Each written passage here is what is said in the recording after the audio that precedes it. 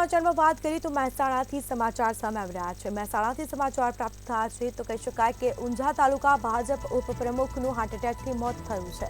લોકસભા ઉમેદવારની પ્રચાર સભા પૂર્વે જ હાર્ટ એટેક આવ્યો। કહોડા ગામે ભાજપના ઉમેદવારની સભાનું આયોજન કરાયું હતું।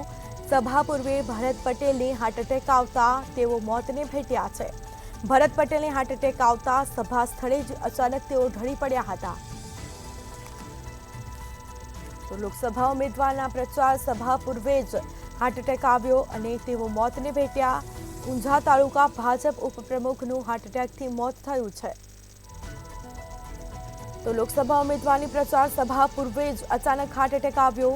કહોડા ગામે ભાજપના ઉમેદવારની સભાનું આયોજન કરાયું હતું। સભા પૂર્વે જ ભરત પટેલને હાર્ટ એટેક આવતા તેઓ મોતને ભેટ્યા। ભરત પટેલને અચાનક હાર્ટ એટેક આવ્યો અને અચાનક તેઓ ઢળી પડ્યા। સાથે જ કહી શકાય કે તેઓને સારવાર અર્થે હોસ્પિટલ પણ લઈ જવામાં આવ્યા, પરંતુ તેઓ મોતને ભેટ્યા। તો કહોડા ગામે ભાજપના ઉમેદવારની સભાનું આયોજન કરાયું હતું અને તે સમયે આ ઘટના બની છે। સભા પૂર્વે ભરત પટેલને હાર્ટ એટેક આવતા તેઓ મોતને ભેટ્યા છે। તો ભરત પટેલના મોતથી પરિવાર શોકમાં ગરકાવ થયો છે। લોકસભા ઉમેદવારની પ્રચાર સભા પૂર્વે જ અચાનક હાર્ટ એટેક આવ્યો। ઊંઝા તાલુકા ભાજપ ઉપપ્રમુખનું હાર્ટ એટેકથી મોત નીપજ્યું છે।